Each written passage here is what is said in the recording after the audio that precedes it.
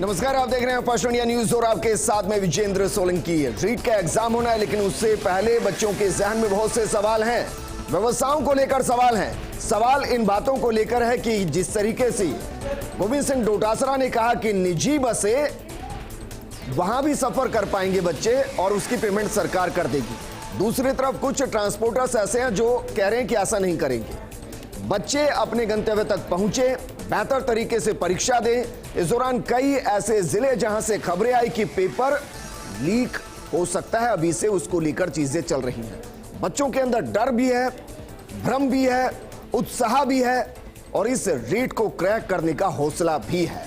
आज हम आपको अलग अलग जिलों की तस्वीरें दिखाएंगे। हम आपको बताएंगे कि किस तरीके से रीट को आपको क्रैक करना है, क्योंकि इसके लिए हमारे साथ बेहद खास एक्सपर्ट भी जुड़ेंगे और अलग अलग जिलों के अंदर हम आपको लेकर चलेंगे। अलग अलग जगहों के आपको मैप दिखाएंगे कि जब आप रीट का एग्जाम देने आए तो किस तरीके से सड़कों पर आपके लिए व्यवस्थाएं की गई हैं।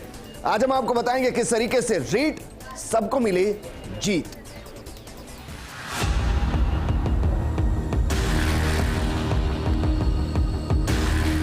रीट की एग्जाम पारदर्शिता के साथ में हो और सरकार उसके लिए जो भी यथासंभव प्रयास कर सकती है, जो उनको सुविधाएं चाहिए, जो मार्गदर्शन चाहिए, जो पुलिस का सहयोग चाहिए, तमाम चीज़ों के लिए उच्चाधिकार प्राप्त कमेटी जो मेरी अध्यक्षता में थी उसमें भी अनेकों निर्णय किए गए।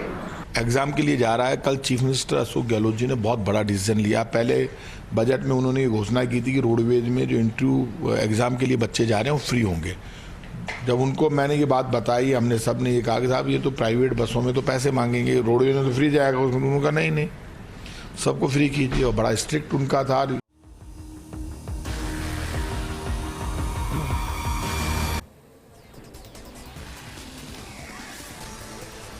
आज आपको अलग अलग जिलों की तस्वीरें हम इसलिए दिखा रहे हैं ताकि आपको बेहतर तरीके से समझ में आए कि व्यवस्थाएं किस तरीके की हैं। आप रीट का एग्जाम देने जाएंगे, किस तरीके की परेशानी आ सकती है या किस तरीके की सुविधाएं हो सकती हैं। मन में भ्रम मत पालिएगा। हमारे साथ बेहद खास मेहमान जुड़े हुए हैं जिनके जरिए हम आपको मोटिवेट करने की कोशिश करेंगे।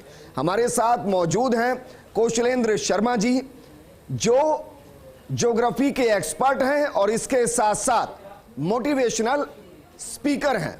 कौशलेंद्र जी, हाउ द जोश। सर, मैं कहना चाह रहा हूं कि ये जो टाइटल दिया हुआ है, रीट मिलेगी सबको जीत, ये अपना जो प्लेटफॉर्म है, चैनल है, ये रीट के बच्चों के लिए बहुत कुछ कर रहा है इस समय। और ये टाइटल इतना लुभान्वित लग रहा है, मुझे बहुत प्यारा लग रहा है सर। और मैं इस समय बच्चों को ये कहना चाह रहा हूँ कि ये जो टाइम ड्यूरेशन है ये काफ़ी समस्याओं का है और इस समय जो प्रॉब्लम्स चल रही है ट्रांसपोर्टेशन की वगैरह की, इसमें हतोत्साहित न हो। एक जो अपना सेंटर है उस सेंटर पे एक दिन पहले यानी कल से ही यात्रा करना स्टार्ट कर दें और अपने गंतव्य। ठीक है, लेकिन आपने कहा कि हतोत्साहित ना हो। किस तरह की व्यवस्थाएं हैं, सीधी व्यवस्थाएं आपको दिखाते हैं, क्योंकि मेरे सहयोगी भंवर एस चारण मेरे साथ जुड़ चुके हैं। अलग अलग जिलों की तस्वीर हम आपको दिखाएंगे। ये देखिए, अलग अलग जगहों से हमने अपने सहयोगियों को जोड़ा हुआ है। डिंपल शर्मा हमारे साथ, बीकानेर से लक्ष्मण राघव, राजीव गौड़ जुड़े हैं, कोटा से भंवर जुड़े हुए हैं, करौली से हमारे साथ मनोज जैन जुड़े हैं, कमलेश प्रजापत माउंट आबू से जुड़े हुए हैं, आरिफ मंसूरी झालावाड़ से जुड़े हुए हैं, हनुमानगढ़ से हमारे साथ कपिल जुड़े हुए हैं, सीकर से हमारे साथ रमेश शर्मा जुड़े हुए हैं, नागौर से यूनिस गैसावा जुड़े हुए हैं, जालोर से लूनाराम दर्जी जुड़े हुए हैं और सूर्यवीर सिंह तंवर जैसलमेर से हमारे साथ जुड़े हुए हैं। आपको हर जगह की तस्वीरें हम आपको दिखाएंगे, लेकिन सबसे पहले भंवर आपका रुख करूंगा, क्योंकि शिक्षा की नगरी है, रीट का एग्जाम है, व्यवस्थाएं कैसी हैं?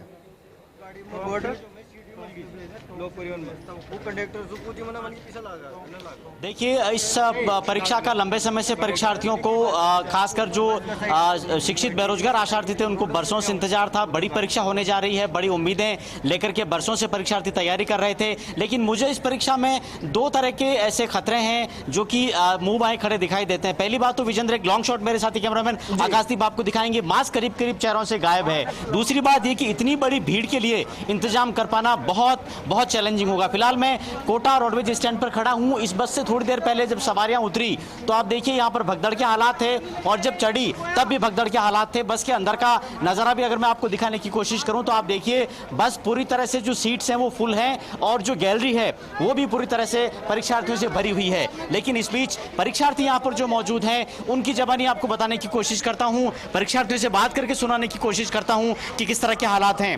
शुभकामनाएं आपको। सेंटर कहाँ आया है जवान, कहाँ जा रहे हो? सेंटर मेरा अलवर है, अलवर से भी 32 किलोमीटर दूर है ततारपुर, वहाँ जाना है। यहाँ पे एक भी बस की व्यवस्था नहीं है और हम लोग परेशान हो रहे हैं। लोक परिवहन वाला भी पैसे मांग रहा है हमसे। क्या पैसा लगेगा जयपुर के लिए? हमारे जयपुर के किसी के भी मतलब इतने बच्चे खड़े हैं, आप लोग देख लो, इतने बच्चे खड़े हैं, किसी के लिए जयपुर आपका सेंटर का कितने टाइम से यहाँ पर हो, कहाँ जाना है, किस कहाँ की बस चाहिए? सर हम यहाँ पे ना 4-5 घंटे से रुके हुए हैं। सर हमारा सेंटर है जयपुर में, हम क्या 12 से आए हैं, तो 12 से भी कोई बस नहीं थी। हम बड़ी आस लेके यहाँ पे आए थे, कोटा संभाग के, वहाँ से अपन को बस मिल जाएगी। आपके लिए बहुत सारी परीक्षा स्पेशल ट्रेनें चलाई जा रही है, स्पेशल बसें चलाई जा रही हैं, 300 प्राइवेट बसेस भी हैं। जानकारी है क्या आपको इसकी? इसकी तो बताया पड़े, जैसे बस की तो बस का रूट चलना लेके आ रहे हैं हम। तो बस वाले किराया मांग रहे हैं, प्राइवेट बस वाले बाहर किराया मांग रहे हैं, ट्रेन में किराया मांग रहे हैं, लोरास्तान लोक परिवहन 500 रुपए मांग रहे हैं ट्रेन में। आपका सेंटर कहाँ है, कहाँ जाना है आपको? हमें तो जयपुर जाना है साहब। अच्छा, हाँ। तो कितने टाइम से यहाँ खड़े हो? मेरे को 4 घंटे 45 मिनट हो गए मेरे को। अच्छा सर मेरे को 4 घंटे हो गए। मैं रेप लावा का नहीं जला, वहाँ से जिले से विजेंद्र, अभी परीक्षा में काफी घंटे बाकी हैं, कह सकते हैं कि कमोबेश 2 दिन बाकी हैं। 26 को परीक्षा या 24 सितंबर है, लेकिन उससे पहले आप देखिए कि क्या हाल हो रहा है। परीक्षार्थी अभी से ही सेंटर्स पर पहुंचना चाह रहे हैं, क्योंकि वो इस बात को समझ रहे हैं कि बाद में मारामारी मचेगी। आपसे जानना चाहता हूँ, सेंटर कहाँ है आपका? हमारा दौसा में है, लाल चौड़ी। इतनी जल्दी क्यों जा रहे हो? अभी तो समय है। अभी तो बस ही नहीं मिल रही है, बसें नहीं मिल रही अभी तो। अभी बसें नहीं मिल रही। आपका सेंटर कहाँ भाई?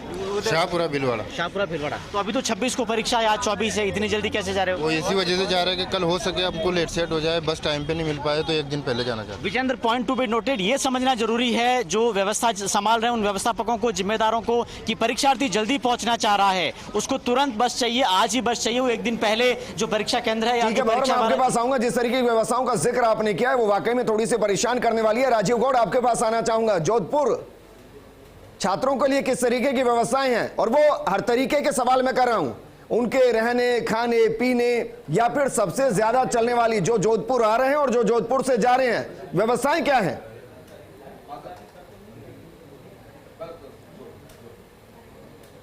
देखिए विजेंद्र, इस वक्त हम जोधपुर के जो सबसे बड़ा बस स्टैंड है रायकाबाग बस स्टैंड पर खड़े, पुलिस चौकी के बाहर खड़े हैं। पहले तो ये देखिए, एक इम्पॉर्टेंट व्यवस्था यहाँ पे की गई है कि जो विद्यार्थी आ रहे हैं उनके लिए कहाँ कैसी व्यवस्था, उसका जो कहाँ बसें जाएंगी, जहाँ से प्रस्थान कर रहा है, उनकी सूची है। इस साथ में निमित सिंह भी हमारे साथ यहाँ से जुड़े हुए। क्या किस तरह की व्यवस्था रोड बस स्टैंड पर है? ये सर बसों की व्यवस्था 4 अस्थायी बस स्टैंड बनाए गए हैं। एक काल भी पिया हुआ है जो बिलाड़ा, ब्यावर, अजमेर, जयपुर, अलवर, दौसा, भरतपुर, सवाई माधोपुर। लेकिन यहाँ रोड बस स्टैंड पर क्या क्या व्यवस्थाएं हैं? रोडवेज बस स्टैंड पे भार कम करने के लिए 4 बस स्टैंड। ठीक है राजीव, वापस मैं आपके पास आऊंगा। हमारे साथ में रिट जो एग्जाम देने के लिए विद्यार्थी आ गए, उनसे भी जरा बात। ठीक है राजीव, वापस मैं आपके पास आऊंगा, लेकिन डिंपल आपका रुख करना चाहूंगा, क्योंकि जयपुर के अंदर लगभग 1.25 लाख के आसपास बच्चे आने हैं। 1 लाख के आसपास बच्चों को जाना है। हालांकि हम अपने दर्शकों को दिखाएंगे कि पूरा रूट मैप क्या है, कहां कहां आपको सुविधाएं क्या क्या मिलेंगी, लेकिन क्या आपको व्यवस्थाएं दुरुस्त नजर आ रही हैं? क्योंकि राजधानी में अगर व्यवस्थाएं दुरुस्त नहीं तो फिर बाकी जगह सवाल अपने आप उठता है।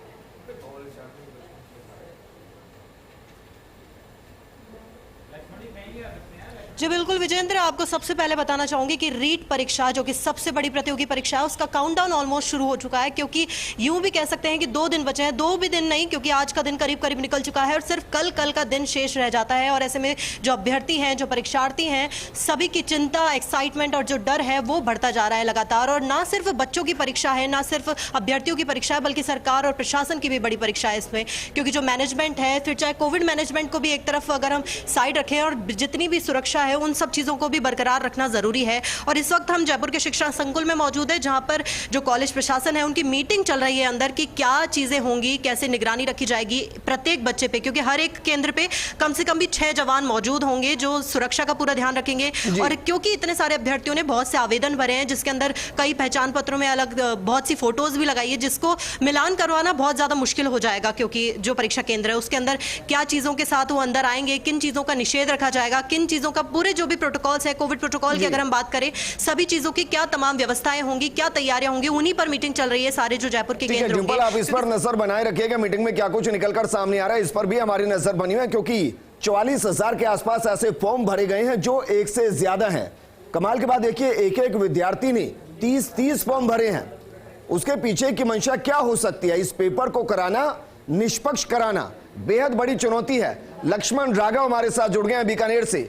लक्ष्मण, चुनौतियां बहुत हैं, लेकिन खट्टा और मीठा ये दोनों एहसास बीकानेर कराता है। इस परीक्षा में अभी तक का खट्टा एहसास क्या दिखाई दे रहा है और मीठा सुखद एहसास क्या दिखाई दे रहा है?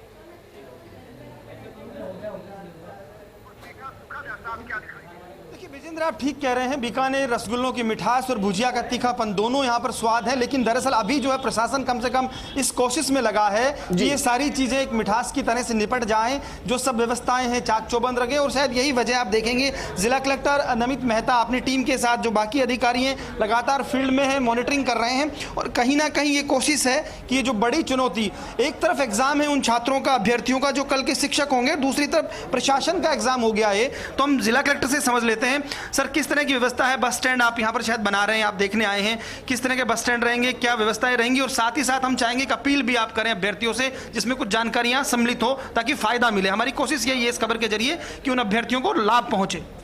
देखिए, बहुत बड़ी तादाद में अंतर जिला लोगों का जो कैंडिडेट्स है वो आएंगे भी और जाएंगे भी, उसके लिए ताकि शहर में अव्यवस्था नहीं हो, जो लोग आ रहे हैं या जो लोग यहाँ से जाए उनकी अव्यवस्था नहीं हो। तो हमने करीबन 6 जो हमारा मेन बस स्टैंड है उसके अलावा 6 और बस स्टैंड्स बनाए रूट के हिसाब से। सारे सबसे ज़्यादा जो स्टूडेंट्स आएंगे यहाँ पे वो हमारे सीकर झुंझुनू बेल्ट से आएंगे, जयपुर रोड से। जयपुर रोड पे हमने 2 से 3 बस स्टैंड्स बनाए, उसमें से एक ये केवी जो स्कूल है केंद्रीय विद्यालय, इसको भी एक टेम्प्रेरी बस स्टैंड के रूप में बनाया गया। यहाँ से सीकर की जो बसेस जाएगी वो सब यहाँ जाएगी। हमने आज के अखबार में विस्तृत रूप से सारी डिटेल्स आ गई थी कहाँ से कहाँ की बसें लगेगी। इसके पैम्पलेट्स भी बनाए जा रहे हैं, हम बड़े बड़े सब जगहों पे होर्डिंग्स भी लगवाएंगे। और हमारी कोशिश ये है कि ना तो शहर में अव्यवस्था हो और एक सिस्टमेटिक रूप से आने वाले बच्चे भी आराम से, जो कैंडिडेट्स हैं वो भी आ सके, जहाँ से जाना है तो वो भी आराम से जा सके। कल सुबह से यहाँ सीकर की बसेस रवाना करी जाएगी, करीबन 50 बसेस यहाँ से सीकर के लिए रवाना होगी। एक चीज़ और, जैसे रोडवेज के अलावा अब निजी बसेस का भी हो गया, हालांकि एक वो चल रहा है गतिरोध। बीकानेर में क्या स्थिति है और जो लंबे रूट्स हैं क्या उन पर रोडवेज को लगाया जाएगा या निजी वाहनों को भेजा जाएगा, ये भी एक बात है। तो इन चीज़ों को लेकर क्या है? देखिए, इसमें क्या है कि तकरीबन हमारे 400 बसेस का जो ओवरऑल फ्लीट रिक्वायर्ड है वो 400 बसेस का है। 100 बसेस हमें तकरीबन रोडवेज प्रोवाइड करेगा। 300 बसेस के आसपास का हम अधिग्रहण कर रहे हैं और यहाँ कोई गतिरोध नहीं है। आरटीओ साहब और डीटीओ साहब ने अच्छी तरीके से उनसे बात करके और आराम से हमें बसेस मिल रही है। और जो आपने रूट की बात की, रूट हमने मिक्स रखे, तो सीकर, क्योंकि अब जब सरकार ने सबके लिए मुफ्त, इसमें कोई किसी को कॉस्ट देनी नहीं है, तो चाहे सरकार की गाड़ी हो चाहे प्राइवेट जो अधिग्रहण व्हीकल है सब एक जैसे हो गए, तो हम रूट्स को बराबर मिक्स करके ही चलाएंगे। अच्छा, एक चीज़ और, जो आपने व्यवस्था की रैन बसेरों की बात करें, उनको लेकर क्या है? कितने रैन बसेरे होंगे? कैसे वहाँ छात्र अगर जरूरत पड़े तो अभ्यर्थी जो है रुक सकता है, उसका क्या रहेगा? देखिए, हमने तकरीबन 11 से 12 रैन बसेरे बनाए हैं। उन रैन बसेरे के अंदर जो हमने कैपेसिटी रखी है वो 4 से 5 हज़ार स्टूडेंट्स को हम रैन बसेरा में रख सकते हैं। हमारे यहाँ 15,000 के आसपास बाहर से कैंडिडेट्स आएंगे, तो हमने 30 के लगभग धर्मशालाओं को भी चिन्हित किया है। उनकी कैपेसिटी भी 8 से 10 हज़ार है। तो अगर हम ये मानते हैं कि 15,000 के लोग सब कहीं ना कहीं मतलब अपने कोई रिलेटिव के अलावा ठहरेंगे, तो 8 से 9 हज़ार तो धर्मशालाओं में होंगे और बाकी रैन बसेरा में होंगे। तो सफिशेंट कैपेसिटी में हमने बेड्स क्रिएट किए। साथ ही जो खाने की और पीने की व्यवस्था है उनकी, उसमें भी हम भामाशाह बहुत मात्रा में आ गया है, बहुत नंबर्स में। भामाशाह के अलावा इंदिरा रसोई सरकार ने अनुमति कर दी है, तो हम रात का जो कल रात का और परसों का जो खाना है वो हम। ठीक है लक्ष्मण, वापस मैं आपके पास आऊंगा। जोधपुर का रुख कर लेते हैं, राजीव गौड़ हमारे साथ बने हुए हैं। राजीव, जिस तरीके की व्यवस्थाओं का जिक्र किया जा रहा है, अगर वो व्यवस्थाएं बेहतर तरीके से नजर आई तो फिर यकीन मानिए नजीर बनेगी, एक रिकॉर्ड बनेगा रीट की परीक्षा। और अगर अव्यवस्थाएं हुई तो भी रिकॉर्ड बनेगा, क्योंकि उससे भी स्थिति बिगड़ेगी। व्यवस्थाएं किस तरीके की दिखाई दे रही हैं?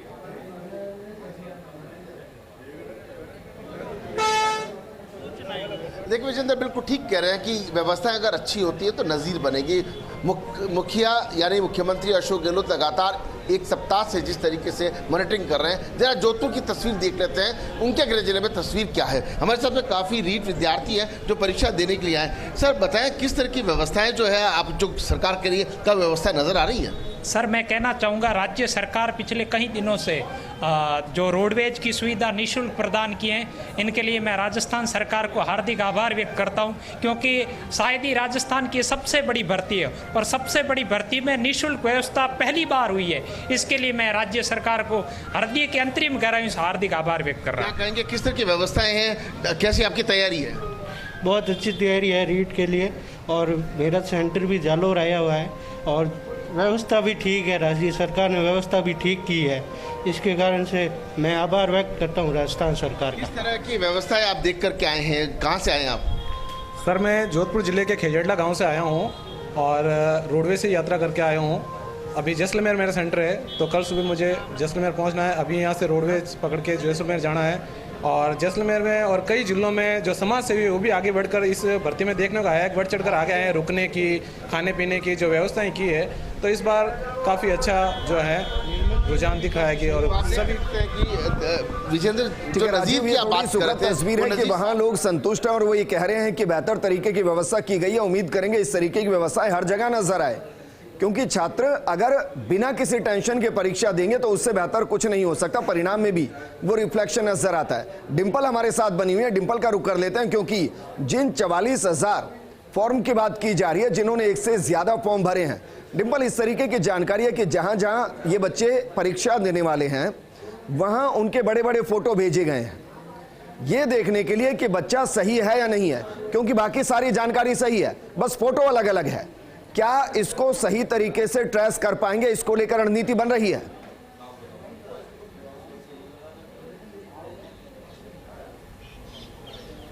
जी बिल्कुल विजेंद्र, जितनी भी जो तैयारियां हैं वो पूरी तरह से पुख्ता हैं, क्योंकि जितने भी जो सरकार दावा कर रही है इस चीज़ का कि जितनी भी चीज़ें हैं वो पूरी तरह से सुरक्षा के लिहाज से अगर हम देखा जाए केंद्रों पर जो व्यवस्था होगी, क्योंकि जैसा कि अभी आपने कहा ही है कि बहुत ही बड़ी चुनौती है, क्योंकि जितने भी अभ्यर्थी आने वाले हैं उनके लिए, क्योंकि बहुत से लोग हैं, कम से कम 22,000 से ज़्यादा अभ्यर्थी ऐसे हैं जिन्होंने एक से ज़्यादा फॉर्म भरे हैं। अब ऐसे में जो बड़ी बड़ी जो पिक्चर्स हैं उनकी वो भेजी गई है, जो उनकी प्रोफाइल फ़ोटो है वो भेजी गई है, ताकि उनका मिलान करने पर जो केंद्र है उनको भी ज़्यादा परेशानी नहीं होगी। क्योंकि ऐसे में, क्योंकि इससे पहले भी जितनी चीज़ें सामने आई है, किसी भी तरह की धांधली नहीं चाहता है, ना ही प्रशासन इसमें कोई चूक चाहता है, क्योंकि अगर राजस्थान में ये जो मैनेजमेंट है अगर इस चीज़ को बरकरार रखने में सफल होता है तो राजस्थान के लिए बहुत बड़ी उपलब्धि भी हम कह सकते हैं। क्योंकि इस जितना भी प्रशासन है, केंद्रों पर जितनी भी चीज़ें हो रही हैं, फिर चाहे उनके ड्रेस कोड से लेकर हो, उनकी स्कैनिंग से लेकर हो, जितनी भी तमाम चीज़ें हैं उनका ध्यान रखा जाएगा। सुरक्षा के लिहाज से भी पूरी वीडियोग्राफी होगी वहाँ पे, और कितनी चीज़ें हैं जो उनके चाहे फॉर्म हो या उनकी स्कैनिंग हो या एक और सवाल मैं आपसे करना चाहूं, क्योंकि ये भी खबर है कि कोई अधिकारी तक, चाहे वो पुलिस का अधिकारी हो चाहे कलेक्टर ही क्यों ना हो, वो मोबाइल लेकर परीक्षा केंद्र में एंट्री नहीं कर पाएगा। मेरी जहां तक जानकारी है शायद इससे पहले कभी ऐसा नहीं हुआ है। आपकी जानकारी में कभी ऐसा है कि किसी भी परीक्षा में इस तरीके के निर्देश दिए गए हों, या पहली बार ऐसा हो रहा है?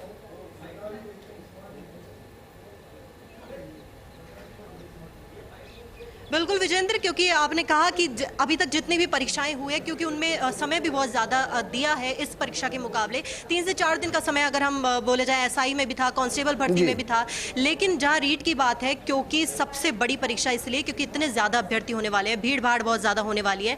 ऐसे में जितनी भी जो चीज़ें हैं, आपने अभी जो कहा कि कलेक्टर तक को ये बताया गया है कि अगर वो निरीक्षण के लिए भी जाते हैं तो भी उनको अपना मोबाइल फ़ोन अंदर ले जाने की अनुमति नहीं है। और ये बहुत ही बड़ी बात है, ताकि अभ्यर्थियों को इस तरह की चीजें ना हो कि अंदर कोई भी आ रहा है। सुरक्षा हर लिहाज से देखी जा रही है, फिर चाहे कोई भी बड़ा अधिकारी हो, उनको भी अंदर किसी भी मोबाइल या किसी भी ऐसी चीज जो भी किसी भी अगर तरीके से हम संदिग्ध बोल सकते हैं। हमारे साथ बने रहिए, बीकानेर का रुख कर लेते हैं। बीकानेर से हमारे सहयोगी लक्ष्मण राघव हमारे साथ बने हुए हैं।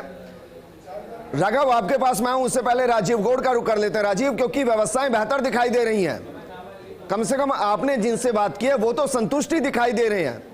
मेरा सवाल यह है कि आपने एसपी से भी बात की होगी, जाहिर है कलेक्टर से भी बात की होगी, व्यवस्थाओं को देख रहे होंगे, नेट बंदी की तरफ जाया जा सकता है, या दोनों ये कह रहे हैं कि हमें पूरा विश्वास सिस्टम पे, हम नेट बंदी नहीं करेंगे?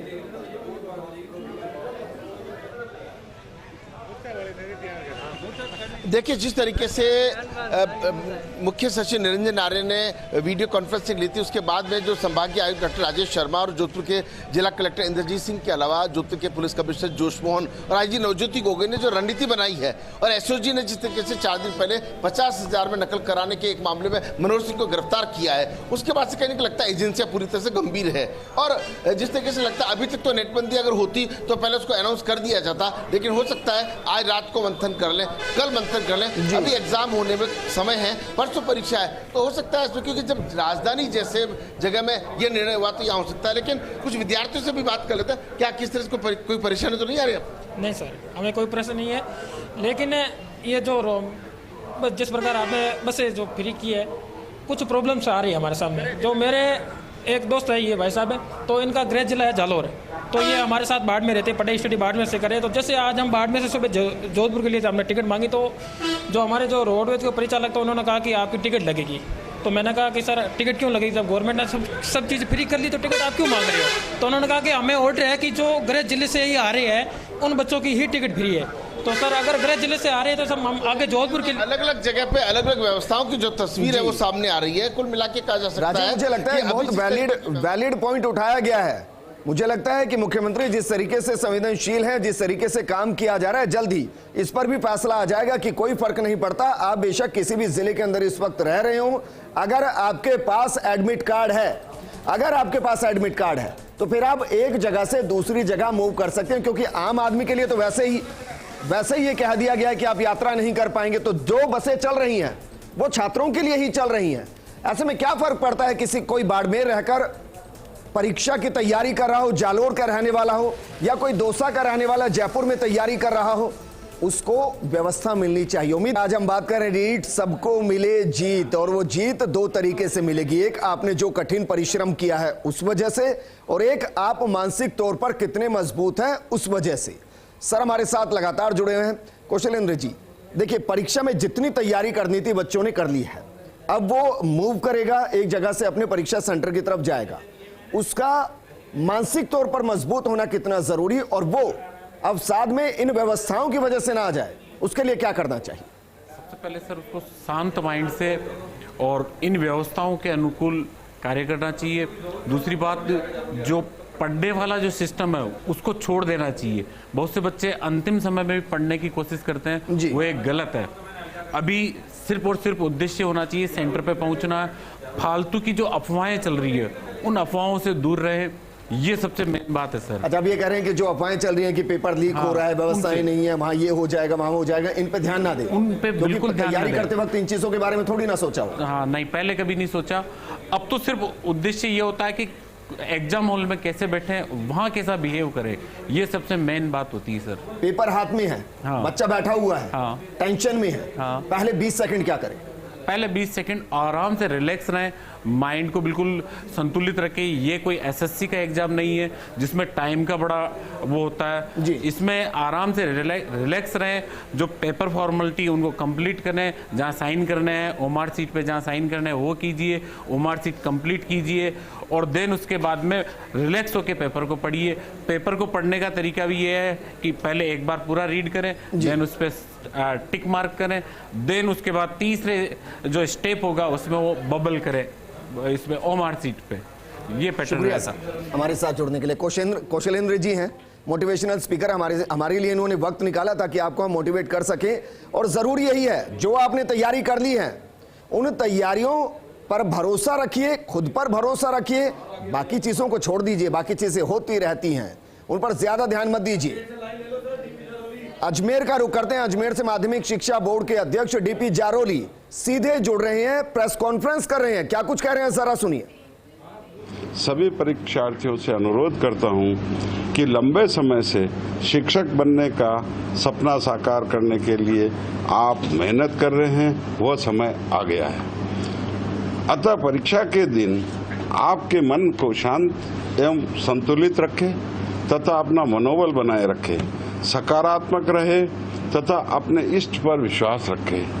परीक्षा केंद्र पर एक दिन पूर्व पहुंचकर अपने रहने की जगह से आने जाने का समय देख लेवे, क्योंकि परीक्षा केंद्र पर प्रातः 8:30 बजे परीक्षार्थियों के लिए एक परीक्षा केंद्र खुल जाएंगे तथा परीक्षा पूर्व 30 मिनट तक बच्चे प्रवेश कर सकेंगे। जैसे प्रातः पारी में 9:30 तक ही प्रवेश कर सकेंगे तथा यह अपना सुनिश्चित कर ले कि हम समय पर परीक्षा में पहुंचे। मैं वैसे शिक्षक हूं, अतः शिक्षक के कर्तव्य एवं शिक्षक बनने के महत्व को समझता हूं। शिक्षक एक नोबल प्रोफेशन है। इस प्रोफेशन के माध्यम से अपना परिवार तथा देश के निर्माण में आप अपनी भागीदारी निभा सकते हैं। अतः मैं आपसे पुनः अनुरोध करता हूं कि परीक्षा की शुचिता को बनाए रखने में जिला प्रशासन द्वारा बनाई गई व्यवस्थाओं में अपना पूर्ण सहयोग करें। भीड़ से बचे। मैं आपके उज्जवल भविष्य की शुभकामनाएं प्रेषित करता हूं।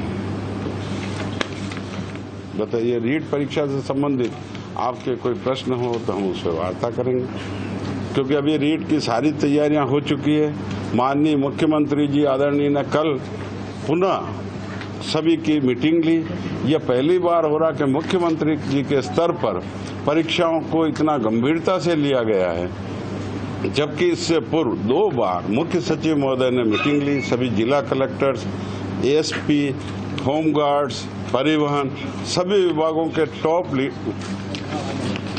पोजीशंस पे व्यक्ति है, उन सबको आगाह किया कि इस परीक्षा में छात्राओं को कोई कठिनाई नहीं हो तथा परीक्षा में किसी प्रकार का विघ्न नहीं हो। एसओजी सतर्क है, बच्चों से किसी भी प्रकार की कोई अनैतिक कार्रवाई को रोकने में पूर्णतया अपनी प्रतिभा का कार्य कर रही है। मुझे विश्वास है कि सरकार के पूर्ण सहयोग से बोर्ड अपनी तैयारी पूरी कर प्रत्येक परीक्षा की भर्ती करते हैं, अतः ये हम परीक्षा करने में सफल रहेंगे। सर, पहला सवाल तो ये टोटल संवेदनशील केंद्र कितने हैं और उन पर निगरानी की क्या व्यवस्था है? केंद्रों की संख्या क्या में 10 जिलों को हमने 10 जिलों को इस श्रेणी में लिया है कि वहाँ संवेदनशीलता को देखते हुए 100% हमने सीसीटीवी वीडियोग्राफी तो सभी जगह कंपलसरी की है, प्लस वहाँ पे विशेष सतर्कता दल गठित किए हैं। जबकि प्रत्येक 4 केंद्र पर पहले से ही एक फ्लाइंग लगाई गई है।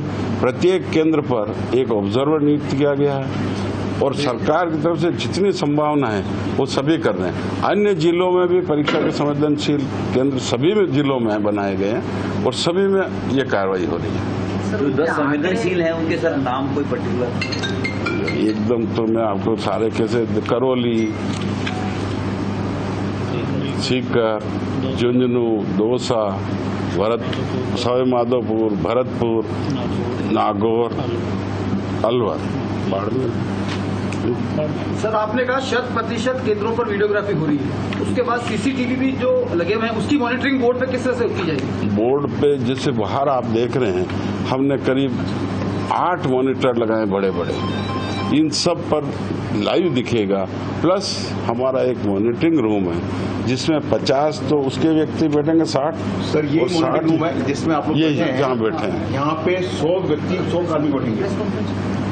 100 व्यक्ति बैठेंगे, 50 जिस कंपनी को दिया उनके, 50 हमारे, जिससे प्रत्येक उनके साथ कुछ जिले, कुछ सेंटर्स बांटे हुए होते हैं, उनकी वो अपने लैपटॉप पर देखते रहेंगे। कोई भी सूचना आएगी उसको इमीडिएटली पूर्ण किया जाता है। सर, ये जो ऑलरेडी कई स्कूल ऐसी हैं जिनके यहाँ सीसीटीवी का पूरा प्लांट है और वो तो उनका लोकल मैनेजमेंट या उनको बंद कर दिया, उसको क्लोज करके अपने लगेंगे, उनको क्लोज करने का पूरा पावर, क्योंकि उनका हो सकता है कि जैसे मंत्री जी ने कहा वो बच्चों के घर तक लाइव करते हैं, उनका सारा सिस्टम है, तो ये क्या है, गोपनीयता भंग होती है, इसलिए उनको बंद करने का निर्णय। सर, एक बार आप परीक्षार्थियों के लिए बता दें कि सेंटर्स पर क्या क्या ड्रेस कोड किस तरह से निर्धारित किया गया ताकि वो कंफ्यूज नहीं। परीक्षार्थियों के लिए जैसे प्रत्येक संवेदनशील या भर्ती परीक्षाओं में होता है, बच्चे शूज पहन के नहीं जाए बंद। दूसरा, बच्चे कपड़े खुला आस्तीन के पहन के नहीं जाए,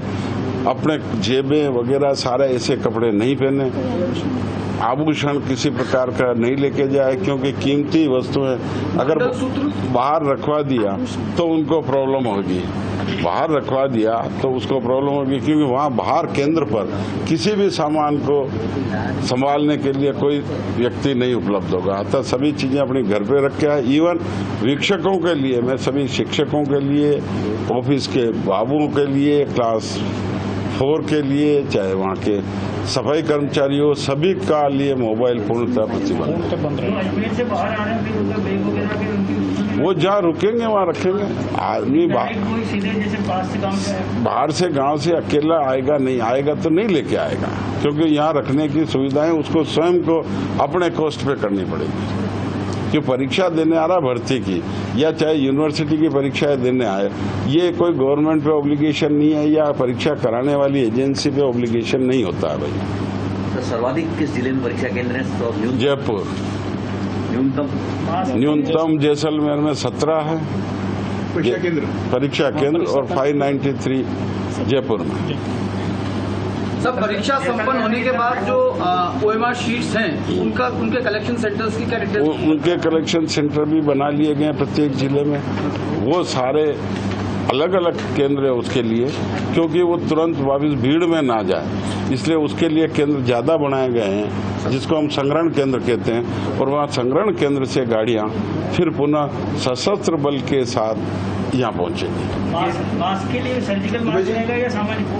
ये मास्क के लिए कल माननीय मुख्यमंत्री जी के वहाँ तय हुआ है कि सभी जिला कलेक्टर्स को आदेश दिए हैं कि वहाँ से वो मास्क अरेंज करें, क्योंकि कई लोगों ने ये कहा कि इसमें ब्लूटूथ होती है, तो हमारे माननीय शिक्षा मंत्री जी ने कहा कि मास्क वहीं से वितरित किया जाए। जिला कलेक्टर्स के पास इस कोरोना से बचाव का पैसा है, उसमें से मास्क खरीदे और मास्क दे। लेकिन हमने बोर्ड की ओर से पुनः सभी को पत्र लिखा है, कहीं वो ये नहीं समझे कि साहब हमारे पास किसी जिले में नहीं है, तो बोर्ड उसका पुनर्भरण करेगा। पर व्यवस्था करना जिला। तो डीपी जारोली साहब को आप सुन रहे थे, वो कह रहे हैं कि व्यवस्थाएं बेहतर हैं, कोई समस्या नहीं है, लेकिन जमीन की तस्वीर हम आपको दिखा रहे हैं। हमारे साथ हमारे सहयोगी भंवर चारण जुड़े हुए हैं, तमाम बाकी जगह से भी हमारे सहयोग जुड़े हैं। भंवर, जोधपुर में आपने सुना होगा राजीव गौड़ बात कर रहे हैं, बीकानेर से राघव बात कर रहे हैं, वो कह रहे हैं कि व्यवस्थाएं दुरुस्त हैं, तो कोटा में ऐसी समस्याएं क्यों आ रही हैं?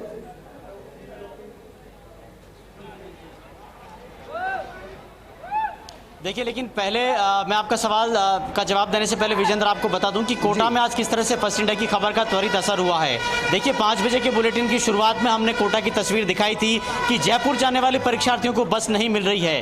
फर्स्ट इंडिया पर वो खबर लाइव प्ले हुई और इसके बाद उच्चाधिकारियों ने तुरंत निर्देश दिए और ये बस अब जयपुर जाएगी। परीक्षार्थी जो कि 3-3, 4-4 घंटे से यहाँ खड़े थे, उनको बस नहीं मिल पा रही थी। जयपुर के लिए स्पेशल बस ये लग चुकी है और मेरे पास रोडवेज के एक अधिकारी कुछ देर पहले आए, मैं लगातार 4:45 बजे से यहाँ लाइव हूँ।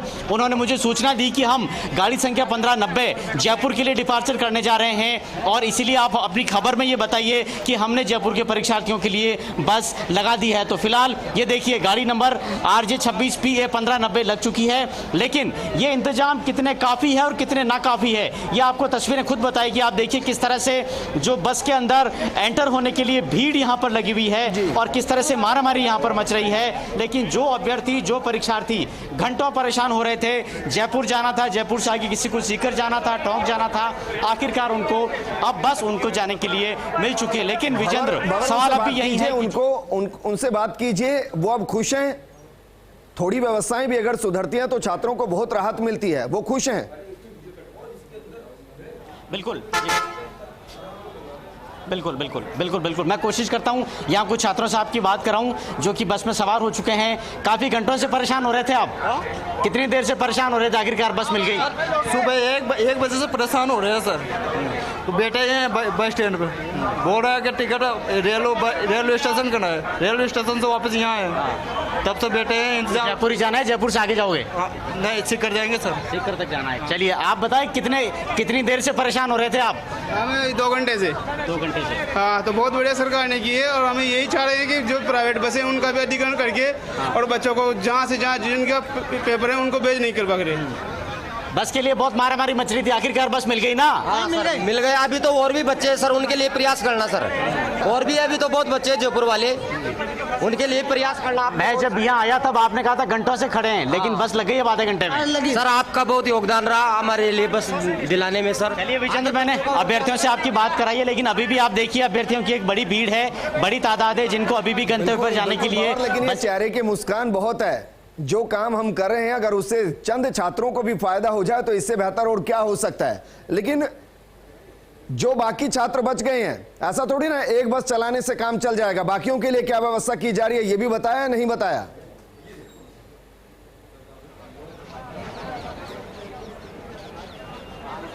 जी हाँ, बिल्कुल। देखिए अभी रोडवेज अधिकारी कुछ देर पहले, क्योंकि अजाप्ता बुलाना पड़ गया था, स्थिति इतनी बिगड़ गई थी एक बार, तो ये रोडवेज के अधिकारी फिलहाल मुझे यहाँ तस्वीरों में दिख गए हैं। मैं उनसे आपको जोड़ने की कोशिश करता हूँ। फिलहाल आपने जयपुर के लिए बस का इंतजाम कर दिया, बच्चे बहुत खुश हो रहे हैं, लेकिन अभी भी बहुत सी भीड़ है यहाँ पर जिनको अलग अलग जिलों में जाना है, तो क्या इंतजाम करेंगे धीरे धीरे, जैसे जैसे हमारे को प्रशासन की गाइडलाइन मिलती जाएगी वैसे वैसे इंतजाम करते हैं। एक बस चलाने की गाइडलाइन जयपुर की तो मिल गई आपको? नहीं, हमने ये जो आई हुई थी टोंक डिपो की, इसको हमने टोंक तक भिजवाई है। टोंक से व्यवस्था वो करेंगे, हमें सिर्फ टोंक तक का ही आदेश मिला था। टोंक तक ही अभी जो बड़ी भीड़ है ये मुझसे बार बार पूछ रही है कि बस कब मिल जाएगी। ये सर इनकी व्यवस्था करी हुई है, ट्रेन भी जा रही है, बराबर ट्रेन लगाई हुई है और बराबर प्राइवेट बसें लगवा दी है सरकार ने। पूरी प्राइवेट बसें ऊपर लग रही हैं और ये यहाँ आ रहे हैं, तो जैसे जैसे हमारे पास स्टाफ है वैसे भेज रहे हैं, बराबर भेज रहे हैं। तो देखिए हमने रोडवेज अधिकारियों से भी ये तस्वीरें बयां करती हैं और मुझे लगता है कि गाइडलाइंस तो चलती रहती हैं। डीपी जारोली साहब क्या कुछ कह रहे हैं, एक बार फिर हम आपको सुनाते हैं, जरा सुनिए। 9,13,503 बच्चे हैं जो दोनों परीक्षाओं में दे रहे हैं, सुबह और शाम को। तब दोनों परीक्षाओं में देने वाले बच्चे को एक ही केंद्र पर डालना जरूरी है, क्योंकि वो सुबह यहाँ देने जाएगा, शाम को दूसरी जगह नहीं जा सकता। अब सुबह और शाम वालों को शिफ्ट करना है, जो खाली जगह है वहाँ सुबह वालों को करना, शाम वालों। सुबह और शाम वाले हर जिले के नंबर फिक्स तो बराबर तो नहीं है, सुबह शाम दोनों वालों को तो कर दिया आपने। अब जहाँ रिक्त रही उस डिस्ट्रिक्ट के आसपास जिन्होंने अपनी पहली प्राथमिकता मांगी उसी आधार पे उनको किया गया। सेकेंड पारी में जहाँ फर्स्ट लेवल है उस समय जिन्होंने अप्लाई किया वो भी 3 लाख समथिंग है, दोनों में लगभग बराबर है, थोड़ा ही डिफरेंस है टोटल में, तो उनको उस हिसाब से डाला गया। इसलिए परीक्षा केंद्र 4019 है, जिसमें से 26 केंद्र सुबह की पारी में खाली रहेंगे और 26 शाम को में रहेंगे, वो दूसरे रहेंगे, इसलिए नंबर टोटल 52 सेंटर तो उनको सबको जो भी मार्क्स लगा के आएंगे उनको हटा के अपना मार्क्स देंगे क्या? ये कल हमारे माननीय मुख्यमंत्री जी के वहाँ हमारे शिक्षा मंत्री जी ने कहा था मास्क वहाँ से दिया जाए। तो डीबी जारोली साहब को आप सुन रहे थे, वो कह रहे थे कि कुछ व्यवस्थाएं ऐसी हैं जो करनी जरूरी थी, क्योंकि जो दोनों पारियों में छात्र एग्जाम दे रहे हैं उनका एक ही सेंटर जरूरी था, इसलिए सेंटर ऐसा रखा गया। लेकिन अब बात करते हैं जयपुर की, क्योंकि सबसे ज्यादा स्टूडेंट्स जहां आने वाले हैं और जहां से जाने वाले हैं वो है जयपुर। तो जयपुर को हम आपको समझाते हैं ताकि आपको समस्याएं ना आए, इसको हम समझाने की कोशिश करते हैं। देखिए जयपुर के अंदर आप 4 जगहों से एंट्री करेंगे, जो 4 जगह हैं उनमें अजमेर रोड से आप एंट्री कर पाएंगे, टोंक से आप एंट्री कर पाएंगे, इसके अलावा दिल्ली रोड से और सीकर रोड से आप एंट्री कर पाएंगे। अब आप ये जानना चाह रहे होंगे कि आप जिस जगह से आ रहे हैं वहां आपको किस तरीके की व्यवस्थाएं होंगी। अगर आप अपनी गाड़ी से आ रहे हैं तो फिर वाहन को पार्क कहां करना है, तो ये तमाम सवाल, इनके जवाब हम इस मैप के जरिए हम आपको देंगे। देखिए सीकर रोड से शुरू करते हैं, क्योंकि सीकर रोड से जब आप आएंगे, ये जो लाल रंग की आपको लाइन दिखाई दे रही है, ये दरअसल सीकर रोड है। इस सीकर रोड से जब आप जयपुर में एंट्री करेंगे तो आपके पास जो पार्किंग मिलेगी वो पार्किंग होगी ये पार्किंग विद्याधर नगर। यहां पे स्टेडियम जो है उसमें आप आसानी से पार्क कर सकते हैं। इसके अलावा एक पार्किंग आपको यहां दिखाई दे रही है, ये दरअसल विश्वकर्मा औद्योगिक क्षेत्र है जहां आपको पार्किंग मिलेगी। इसके अलावा 2 सेंटर देखिए, एक ये और एक ये 2 सेंटर आपको दिखाई दे रहे होंगे। ये दरअसल हेल्प करने के लिए जो डेस्क बनाई गई है वो है। सपोज कीजिए आप सीकर से आ रहे हैं, आपको परेशानी हो रही है, आप जयपुर के बारे में जानते नहीं, आपका सेंटर कहां पर है, आपको कोई टेंशन लेने की जरूरत नहीं। हालांकि इसके लिए एक एप्लीकेशन भी लॉन्च की गई है, आप उससे भी पहुंच सकते हैं, वरना इन हेल्प डेस्क की आप सहायता ले सकते हैं। यहां आपको बाकायदा पुलिस के जवान मिलेंगे, ट्रैफिक पुलिस मिलेगी जो आपको गाइड करेगी।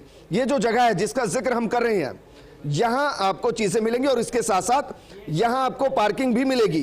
तो ये दरअसल व्यवस्थाएं की गई हैं। अब हम आपको लेकर चलते हैं अजमेर रोड की तरफ, क्योंकि अजमेर रोड में भी व्यवस्थाएं की गई हैं और वहां से जब आप आएंगे तो ये ग्रीन लाइन देखिए, ये पूरा भांकरोटा अजमेर रोड जिससे आप एंट्री करेंगे और जब इससे एंट्री करेंगे तो पहली पार्किंग आपको मिलेगी नारायण विहार में। नारायण विहार में पहली पार्किंग, आप यहां पर गाड़ी खड़ी कीजिए। जो लोकल ट्रांसपोर्ट जयपुर में किया गया है आप उसका इस्तेमाल कीजिए। अगर अपनी गाड़ी लेकर आ रहे हैं तो नारायण विहार में आप पार्क कर सकते हैं, कोई टेंशन नहीं, वहां से गाड़ियां चल रही हैं लगातार, आप उनका इस्तेमाल कीजिए। एक पार्किंग आपको यहां दिखाई देगी जो आगे चलकर है, और इसके अलावा 2 सेंटर जो हेल्प के लिए बनाए गए हैं, जिनको आप हेल्प डेस्क कह सकते हैं, ये 2 सेंटर ऊपर है, ये आपको दिखाई दे रहे होंगे। ये 200 फीट बाईपास है, 200 फीट बाईपास के पास पार्किंग भी आपको दिखाई दे रही है और इसके साथ साथ 2 सेंटर भी आपको दिखाई दे रहे हैं। इन सेंटर का इस्तेमाल करके आप बाकायदा गाड़ी को पार्क कर सकते हैं और अपनी जगह तक पहुंच सकते हैं। अब जरा देखिए, जल्दी से आपको आगरा रोड लेकर चलते हैं। जो आपको ये लाइन दिखाई दे रही है ये आगरा रोड है। यहां आपको जो पार्किंग मिलेगी वो बस स्टैंड बजरी मंडी है, उसके आसपास ये आपको पार्किंग नजर आएगी। इसके साथ साथ Jhalana bus stand roadways depot, यहां पर आपको पार्किंग नजर आएगी। राजेश मोटर गौनेर तिराहा के पास आपको डेस्क मिलेगी। इसके अलावा एक डेस्क आपको यहां मिलेगी। इस डेस्क को अगर आप समझेंगे तो यहां भी आप लोगों से बात कर सकते हैं। आपको लेकर चलते हैं टोंक रोड, क्योंकि टोंक से भी जो लोग आएंगे उनको भी व्यवस्थाएं चाहिए। ये नीले रंग की जो पट्टी आपको दिखाई दे रही है ये टोंक रोड है। इस पर आपको देखिए काफी ज्यादा पार्किंग की व्यवस्थाएं आपको दिखाई दे रही हैं। ये जगह जो है यहां पार्किंग कर सकते हैं, हल्दी मार्ग से आते हुए पार्किंग कर सकते हैं, इससे आगे सांगानेर चौराहे के पास पार्किंग कर सकते हैं, इसके अलावा इंडिया गेट के पास पार्किंग कर सकते हैं। और वहां आपको हेल्प डेस्क भी दिखाई दे रहे हैं। कई हेल्प डेस्क बनाए गए हैं, एयरपोर्ट के आसपास हेल्प डेस्क बनाया गया है। इसके अलावा अगर बात की जाए तो दुर्गापुर के पास हेल्प डेस्क बना रखा है। वहां से आगे चलेंगे तो और भी डेस्क बना रखे हैं। आप ये जो डेस्क है ना, इनको समझने की कोशिश कीजिए। आप बाहर से जयपुर में एंट्री कर रहे हैं, जब बाहर से आप जयपुर में एंट्री करें और जयपुर में आपको कहां जाना है, ट्रैफिक से बचना भी है, व्यवस्थाएं भी चाहिए, तो गाड़ियों को जयपुर से बाहर ही, अगर आप प्राइवेट व्हीकल से आ रहे हैं तो बाहर ही रखिए, क्योंकि अंदर बाकायदा व्यवस्था सरकार की तरफ से की गई है। बसों की कोई समस्या नहीं होगी। अंदर आप गाड़ी लेकर आएंगे तो फंस जाएंगे, मत कीजिएगा, जाम लगेगा। ये हमने मैप इसीलिए आपको दिखाया कि आप जयपुर के चारों कोनों में से जहां से भी एंट्री करेंगे वहां बाकायदा पार्किंग है, हेल्प डेस्क है और बस की व्यवस्था है। उम्मीद करेंगे कि आप नियमों की पालना करेंगे, उससे आपको भी फायदा होगा, आप सेंटर भी आसानी से पहुंच पाएंगे। इस प्रोग्राम में फिलहाल इतना ही, लेकिन आप बने रहिए फर्स्ट इंडिया न्यूज के साथ, क्योंकि खबरों का सिलसिला लगातार जारी है। नमस्कार।